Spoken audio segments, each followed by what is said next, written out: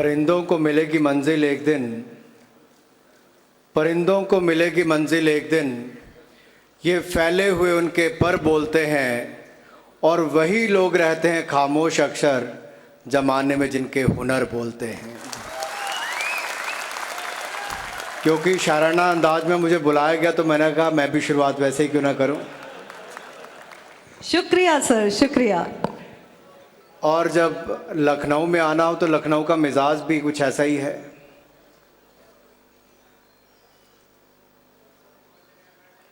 National federation for insurance field workers of India के आज इस सम्मेलन के अवसर पर मंच पर उपस्थित भारत सरकार में माननीय मोदी जी के नेतृत्व में उनके कैबिनेट मंत्री, मेरे बड़े भाई आदरणीय गजेंद्र सिंह शेखावत जी, प्रेसिडेंट श्री विनय बाबू जी, महासचिव श्री विवेक सिंह जी, मंच पर उपस्थित सभी महानुभाव, आदर के योग्य देश के कोने कोने से आए हुए सभी फील्ड ऑफिसर्स भाई और बहनों और मीडिया से आए हुए मेरे प्रिय बंधुओं, मैं सबसे पहले तो आप सबको नव वर्ष की ढेरों शुभकामनाएं देना चाहता हूं और ये वर्ष आपके लिए मंगलमय हो और आप भारत को आगे ले जाने के लिए अपना योगदान देते रहें। और आने वाले त्यौहार लोहड़ी और मकर संक्रांति की भी आप सबको बहुत बहुत बधाई और बहुत बहुत शुभकामनाएं देता हूं। मुझे याद भी है पार्लियामेंट सत्र में आदरणीय शेखावत साहब का हुक्म हुआ कि मेरे साथ चलना है, परिवार के लोग मिलने आए हैं। तो मेरे ध्यान में इतने हुआ कि इनके परिवार से कोई आया होगा तो उनसे मिलने ले जाना होगा, और वो हाथ पकड़ के मुझे ले गए। आगे विवेक जी और आपकी सारी टीम खड़ी थी। तो मैंने कहा यहाँ आपका परिवार का कौन है? कहते LIC वाले मेरे परिवार के ही, इनसे आपको मैं मिलाने के लिए लाया हूँ। इन्होंने कुछ नहीं कहा, सिर्फ इतना कहा कि इनका कार्यक्रम है 9 तारीख को, वहां पर आना है। और बड़े भाई का देना पड़ा। जब मैं देख रहा था कि आप सबने शेखावत जी को तो अपने परिवार वाला बना लिया, जो आपका अपना पुराना परिवार वाला उसको आप भूल गए। मेरा तो आपसे पुराना रिश्ता है। और भी मेरे ताया जी उस जमाने में तो ग्रेजुएट भी कम होते थे। जब वो ग्रेजुएशन करके गए तो जालंधर में नौकरी LIC में की।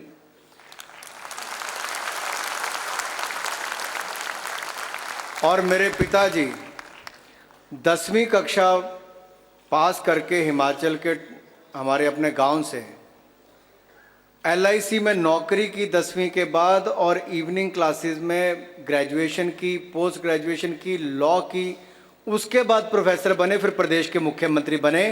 पर वो पहले LIC ऑफिसर ही बने।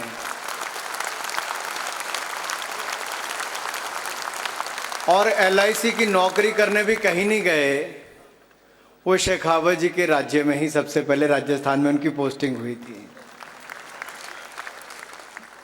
तो कहीं ना कहीं ये रिश्ता भी है कि मुझे न्योता आना था तो वहीं से आना था जहां पर मेरे पिताजी की पहली पोस्टिंग किसी भी नौकरी के रूप में हुई तो राजस्थान में हुई। तो राजस्थान के मेरे भाई ने बुलाया, और LIC में हुई तो LIC के कार्यक्रम में मुझे आना पड़ा। और इस मंच पर आपने 2 बातें कही विवेक जी ने अपनी मांगों में। पहले आपके लिए आदरणीय शेखावत जी लड़ते थे, अब उनके साथ साथ आपको दूसरा भाई भी मिल गया कि अनुराग भी आपके बात के लिए लड़ना शुरू करेगा।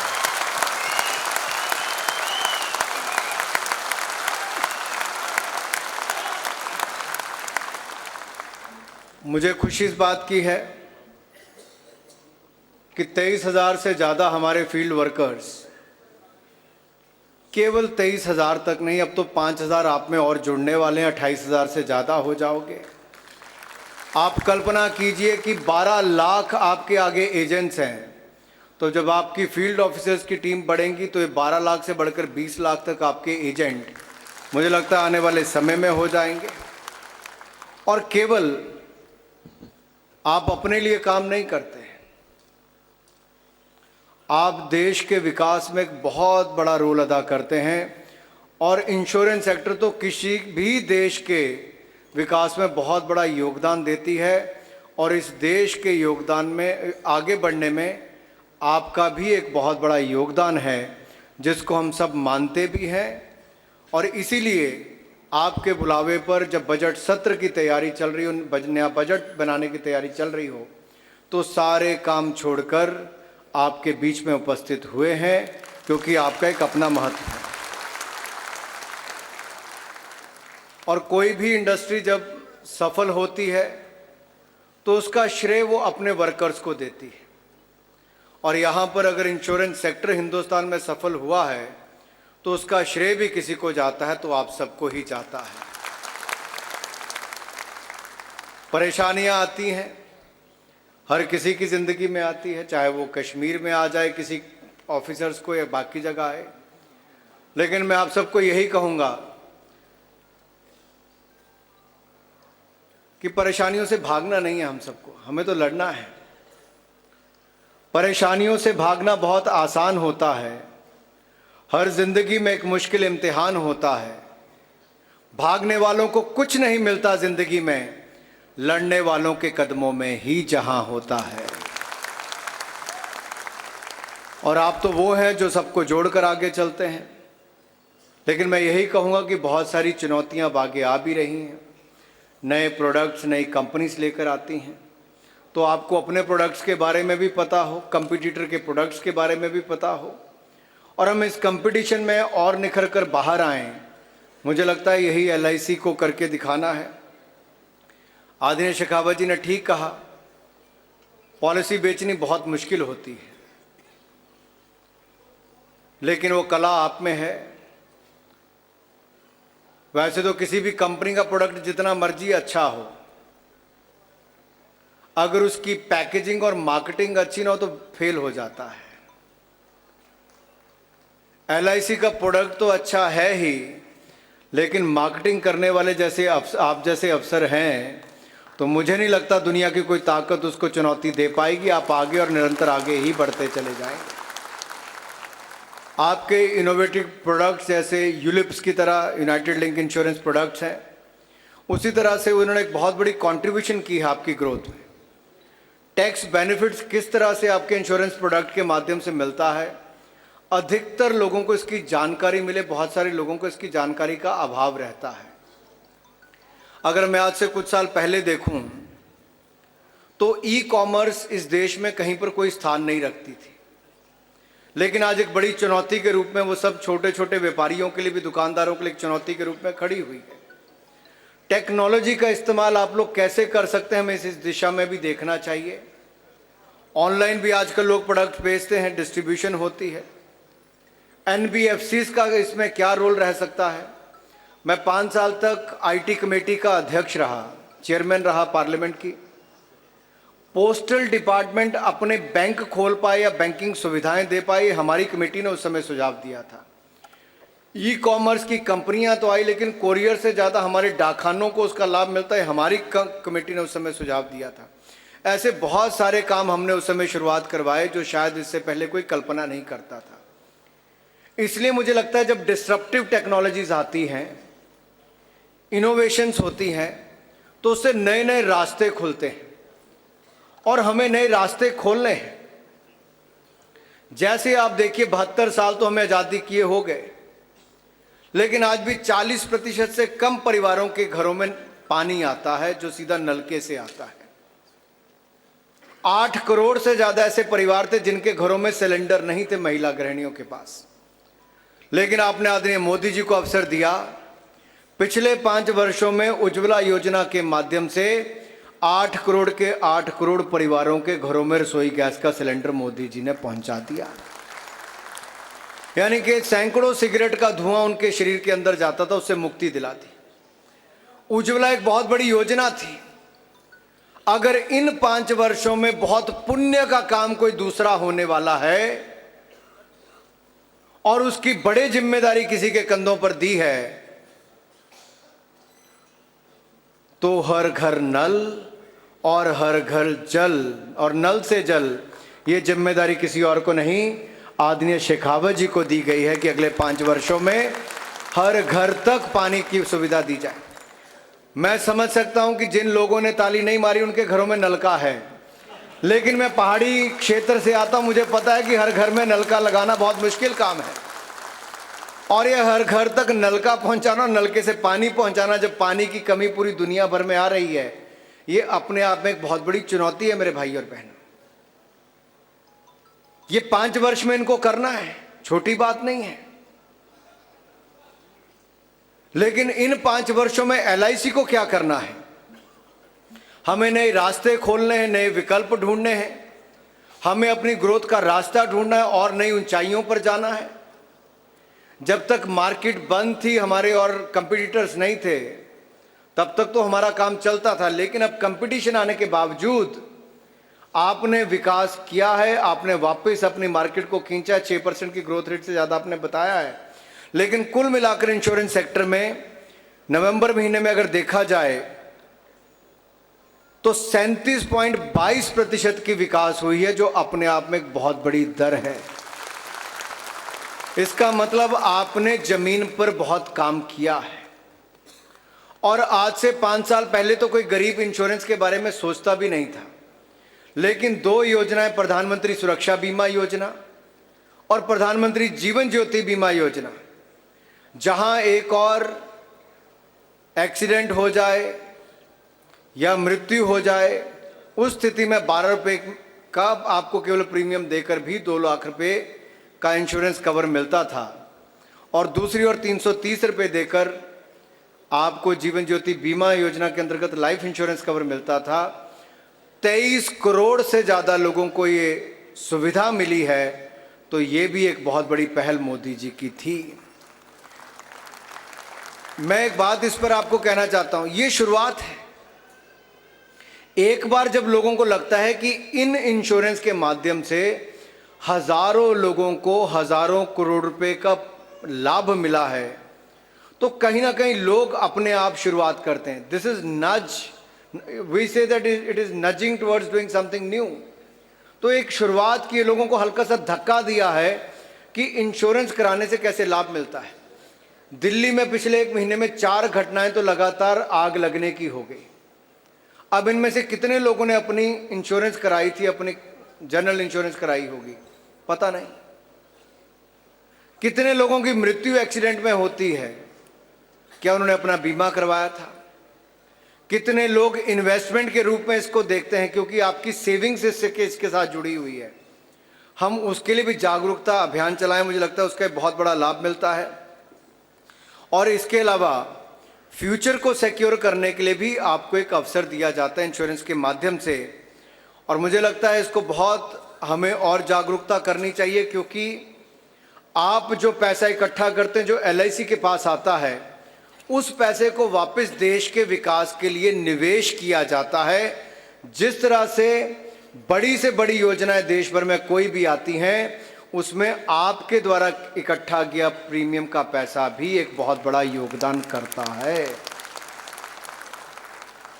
और जब भी हम वित्त मंत्रालय में कोई नई योजना लेकर आते हैं, तो हमें पता है कि उसकी कहीं ना कहीं से फंडिंग, कुछ ना कुछ एक हिस्सा हर क्षेत्र में, चाहे वो मार्केट से लेकर बाकी आपके प्रोडक्ट्स हों, उसमें एक आपका बहुत बड़ा योगदान रहता है।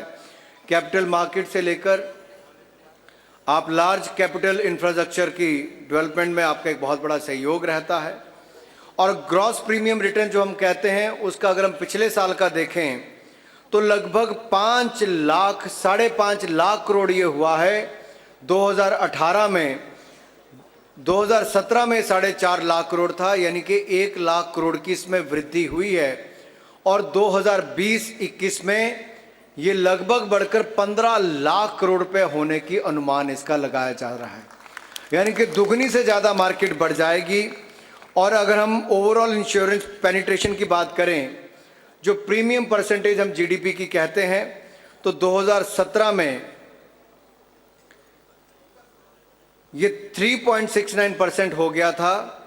2001 में मात्र 2.7% था।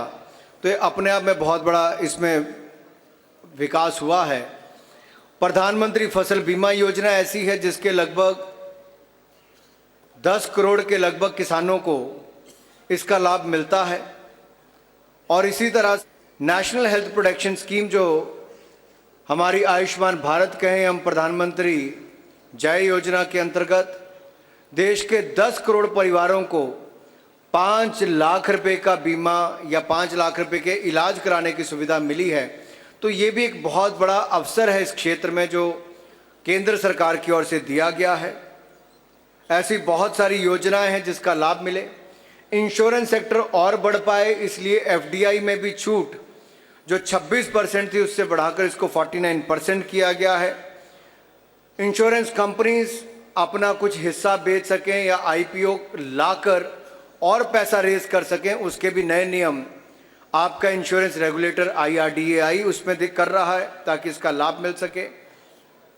बहुत सारी योजनाएं यहाँ पर, बहुत सारी बातें और की जा सकती हैं, लेकिन मेरा मानना ये है कि हम और ज़्यादा से ज़्यादा एजेंट्स की रिक्रूटमेंट आप डेवलपमेंट ऑफिसर्स के माध्यम से हो ताकि देश के कोने कोने तक, ऐसा नहीं कि अभी कुछ लोगों ने नहीं करवाया, बहुत सारे लोगों ने अभी तक इंश्योरेंस नहीं करवाई है। आप देश के कोने कोने तक पहुंचे, लेकिन अभी भी इसमें और विकास करने की आवश्यकता है और मुझे लगता है इसके लिए आपको कांस्टेंट फीडबैक लेने की बहुत ज़रूरत है। और कस्टमर की प्रेफरेंस क्या है और बाकी जो कंपनीज के कुछ प्रोडक्ट्स अच्छा कर रहे हैं तो उससे भी हम सीख कर हमारी कंपनी कैसे अच्छा करे इस दिशा में भी हम करें। एक्सपेक्टेशंस आपके पॉलिसी होल्डर की क्या है उस दिशा में भी आप काम कर सकें। और भारत को $5 ट्रिलियन इकॉनमी हमने 2024-25 तक बनाना है, तो उसमें इंश्योरेंस सेक्टर का एक बहुत बड़ी भूमिका है और मुझे पूर्ण विश्वास है भारत को $5 ट्रिलियन इकॉनमी बनाने में LIC का एक बहुत बड़ा योगदान होने वाला है। और इस योगदान के लिए आप सब लोग दिन रात एक करके लगेंगे। एक तरफ से तो विवेक जी आपने कहा कि आपने विकास किया है, LIC ने बहुत लंबी छलांग एक बार फिर लगाई है, लेकिन मैं आप सभी लोगों से कहना चाहता हूं कि जिंदगी की असली उड़ान बाकी है। जिंदगी की असली उड़ान बाकी है, अभी कई और इम्तिहान बाकी हैं। अभी तो नापी है मुट्ठी भर जमीन तुमने, अभी तो सारा आसमान बाकी है, अभी तो सारा आसमान बाकी है। और आप लोग इस आसमान की ऊंचाइयों को छूने के लिए दिन रात एक करके काम करेंगे। कुछ हिंट यहां पर शेखावत जी ने दिए। इन्होंने बातों ही बातों में कुछ आपको संदेश देने की बात कही कि देश के विकास और देश की एकता और अखंडता में आपकी बहुत बड़ी भूमिका होनी चाहिए। लेकिन आदरणीय भाई शेखावत जी, मैं कहना चाहता हूं जब तक जागरूकता नहीं होगी तब कुछ लोग इस देश को बांटने का काम करते रहेंगे। और LIC के इन फील्ड ऑफिसर से ज्यादा कौन जागरूक होगा और कहीं ना कहीं आगे और जागरूकता फैलाने में हमें इनका सहयोग भी चाहिए। मैं आपसे पूछना चाहता हूं, ये जो सिटीजनशिप अमेंडमेंट एक्ट की बात यहां पर देश भर में कुछ दिनों से लगी है, आप 1 मिनट के लिए अपने दिल पर हाथ रखकर देखिए कि 1947 में जब देश का विभाजन हुआ था तब हमारा किसी का परिवार अगर पाकिस्तान में रह गया होता, हमें उसी देश में रहना पड़ा होता। आज मंच पर से बहुत अच्छे 2 कार्यक्रम किए गए, एकता की बात भी की गई, लेकिन हमारे देश ने तो एकता को निभाया, पड़ोसी देशों ने नहीं निभाया। हमारे पहले प्रधानमंत्री नेहरू जी ने नेहरू लियाकत समझौता किया था कि पाकिस्तान में माइनॉरिटीज का ख्याल वो रखेंगे, हिंदुस्तान में माइनॉरिटीज का ख्याल हम लोग रखेंगे। हमारे यहां पर पिछले 72 वर्षों में किसी पर कोई रोक नहीं लगाई गई कि आपने मंदिर नहीं जाना, मस्जिद नहीं जाना, चर्च नहीं जाना, गुरुद्वारे नहीं जाना। लेकिन पड़ोसी देश में हजारों मंदिरों और गुरुद्वारों को तोड़ा गया, चर्चिस को तोड़ा गया। 23% आबादी थी माइनॉरिटीज की, उसको कम करके 3% कर दिया गया पाकिस्तान में। यानी कि हिंदू, बौद्ध, जैन, सिख, ईसाई, पारसी की जनसंख्या 23% से कम होकर मात्र 3% रह गई। इसीलिए नेहरू लियाकत समझौता जो विफल पाकिस्तान में हुआ, तो राष्ट्रपिता महात्मा गांधी जी ने 1947 में कहा था कि अगर वहां पर किसी भी अल्पसंख्यक को, यानी कि हिंदू, सिख, बौद्ध, जैन, ईसाई, पारसी को सताया जाता है तो उनका अधिकार है अपने देश में वापस आने का, और हिंदुस्तान उनको खुली बाहों के साथ स्वीकार करेगा, उनको नागरिकता देगा। ये राष्ट्रपिता महात्मा गांधी जी ने कहा था। अब 72 सालों में समय समय पर ये लोग वापस हिंदुस्तान आए। आप सब लोग तो अपनी कोठियों में, घरों में और फ्लैट में रहे, लेकिन ये लोग टेंटों में आकर रहने पर मजबूर हुए। इनकी 2-2 पीढ़ियां होने को आ गई, लेकिन किसी ने इनको नागरिकता नहीं दी। इनकी बहन बेटियों की इज्जत लूटने का काम पाकिस्तान में किया गया, बांग्लादेश में, अफगानिस्तान में किया गया। मेरी बहन या आप में से किसी की बहन बेटी या पत्नी के साथ ये काम किया गया होता, 2 साल की शादी के बाद पत्नी को उठाकर किसी और के साथ शादी करने पर मजबूर कर दिया गया होता, तो क्या आप उसी देश में रहते? आपको अपना धर्म बदलने के लिए मजबूर किया होता, तो क्या आप उसी देश में रहते? मैं तो नहीं रह पाता, आप पता नहीं रह पाते या नहीं रह पाते। ये वही लोग हैं जो वहां से अपनी जान बचाने, अपने धर्म बचाने, अपनी बहन बेटियों की इज्जत बचाने आए हैं।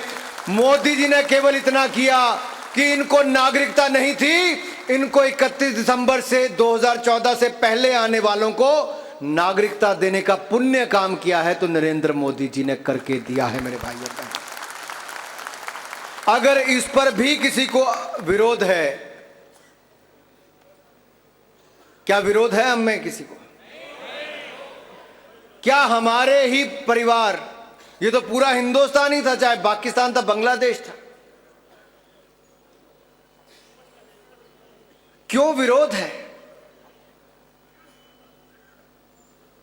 क्यों जहर फैलाया जा रहा है?